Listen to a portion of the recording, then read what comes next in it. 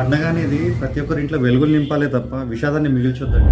సంక్రాంతికి వినియోగించే చైనా మాంజాపై ప్రతి ఒక్కరికి అవగాహన రావాల్సిన అవసరం ఎంతైనా ఉన్న మాంజా వినియోగించడం వల్ల చిన్నపిల్లలకే కాదండి, పెద్దవాళ్ళకు కూడా ఏమాత్రం సురక్షితమైనది కాదు. మాంజా వినియోగంతో మనుషులకే కాదండి, పక్షులు జంతువులకు కూడా ప్రమాదం చాలా వరకు పొంచి ఉన్నది. ఒక ఫ్యామిలీలో అండి ఎవరికైనా ఏదైనా జరిగితే ఆ ఫ్యామిలీ మొత్తం సఫర్ అవుతుంది.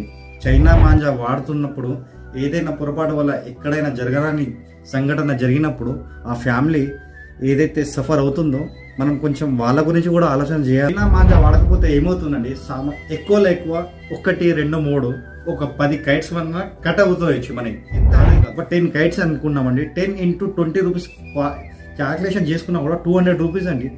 200 రూపీస్లో మనకు పెద్ద విషయం ఏం కాదండి. మనం బిర్యానీ తిన్నాం అనుకోవచ్చు, మనం ఏదన్నా ఫ్రెండ్స్ కూర్చొని టీ సమోసా ఏదైనా మనం తిన్నాము తాగామనుకున్నా కూడా మనకు పర్లేదు. ఆ 200 రూపీస్ అనేది ఒక ఫ్యామిలీ, ఒక మనిషికి ఏదైనా ప్రాణహాని, వాళ్ళ హాస్పిటల్ ట్రీట్మెంట్ సఫర్ దానికన్నా అయితే మనకు ఈ 200 రూపీస్ చాలా గొప్ప విషయం కాదు కదండి.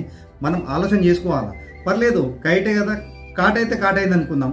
చైనా మంజా వినియోగించకుండా కాట్ అయింది అనుకుందాము, వేరే మంజతో కైట్ ఎగిరేసుకుందాం. 200 రూపాయలు పోతే పోయింది, మనకేం కాదండి. చిన్నపిల్లలకు కూడా మనం అంతెందుకండి, మన చిన్నపిల్లలకు కూడా ఏదైనా జరిగింది అనుకోండి, దానికి మనం బాధ్యత ఎట్లా మనమే వహించాల్సి వస్తుంది. ఫ్రెండ్స్, నేనైతే మనస్ఫూర్తిగా ఒక్కటే చెప్తానండి, చైనా మాంజాను ప్రభుత్వం కట్టడి చేయాల్సిన అవసరం ఎంతైతే కూడా అంతే బాధ్యతగా ఉండాలని చెప్పి నేను భావిస్తున్నానండి.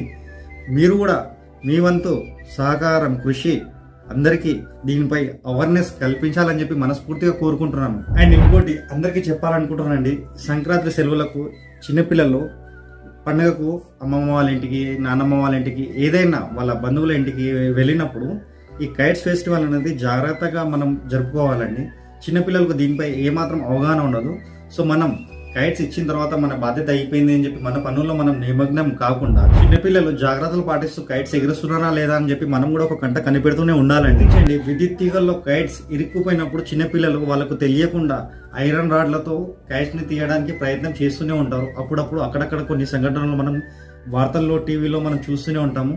సో పిల్లలకు వీటిపై ముందుగానే మనం అవగాహన కల్పించామంటే కొన్ని ప్రమాదాల నుంచి మనం బయటపడొచ్చామని చెప్పి ముందుగానే అర్థం చేసుకోవాలి. ప్రత్యేకించి కొన్ని బస్తీల్లో, కొన్ని కాలనీలో విద్యుత్ వైర్లు చాలా ఎక్కడ పడితే అక్కడ చాలా ఉంటాయండి. సో అలాంటి ఏరియాలో తల్లిదండ్రులు ముందుగానే గమనించాలండి.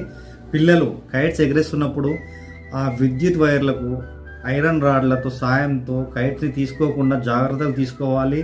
అండ్ చిన్నపిల్లలకు ముందుగానే మనం హెచ్చరికలు కూడా జారీ చేయాలండి. ప్రమాదం జరిగిన తర్వాత బాధపడకన్నా ప్రమాదం జరగకముందు మనం ముందే కొన్ని చర్యలు తీసుకుంటే బాగుండు కదా. ఏం